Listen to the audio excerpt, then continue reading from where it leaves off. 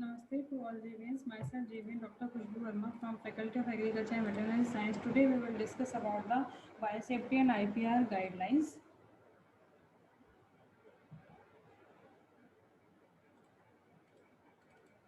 In the guidelines, basically we will discuss about that what is the need of biosafety regulation. So basically to safeguard ourselves and our biological resources. That is the need.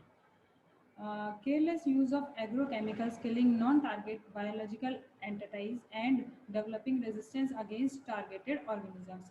Destruction of natural habitat and mismanagement of agriculture input resources. Potential risk to human and environment due to discriminate use of GMO and their products. Timeline of biosafety policy in India. So, biological safety has not been historically a strong public policy trust in Indian agriculture. Uh, India's first embrace of the formal national biosafety policy started with emergence of rDNA agriculture and human health technologies in 1980s. The Ministry of Environment and Forest had enacted Environment and Protection Act in 1986 to provide the protection and improvement of environment and the related matters. Under this act, the rule and procedures for manufacture, import, use, research and release of GMOs as well as product made by the use of such organisms were notified by MOEF through their notification number 621 in official gazette of Government of India on December 5, 1989. Drug and cosmetic rules have been developed in 1988. In India, all recombinant products are considered to be new product as per the current drug and cosmetic rules. Recombinant DNA safety guidelines and regulations was given in 1990. Revised guidelines for safety in biotechnology was given in 1994. Revised guidelines for research in transgenic plant and guidelines was given in 1998. Guidelines for generating preclinical and clinical data for rDNA-based vaccines and diagnostics and other biologicals in 1999. Protocols for food and feed safety assessment of GE crops was given in 2008. Recombinant DNA safety guidelines 1990, which was revised in 1994.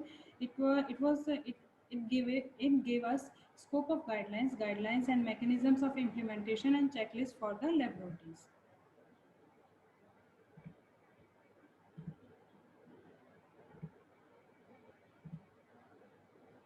This is the checklist and guidelines for the research in transgenic plant and guidelines for evaluation of transgenic seeds, plants and plant parts was given in 1998. And these guidelines covers area of recombinant DNA research on plants, including the development of transgenic plants and their growth in soil for molecular and field evaluation. The guidelines also deal with import and shipment of genetically modified plants of research use. Guidelines for generating preclinical and clinical data for rDNA vaccines, diagnostics, and other biologicals in 1999. Development of Biotechnology has issued a set of guidelines for preclinical and clinical evaluation of rDNA vaccines, diagnostics, and other biologicals in 1999 to help in the production of relevant data for submission to Drug Controller General of India. The guidelines especially are on safety, purity, potency, and effectiveness of the project.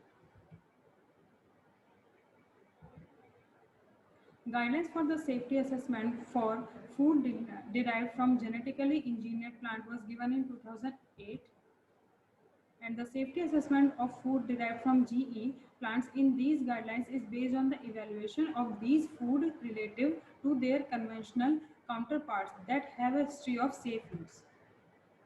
Guidelines and SOPs for confined field trials of regulated GE plants was in 2008. The purpose of these guidelines is to provide clear and concise information to help those individuals designated as members of monitoring team in the monitoring agency.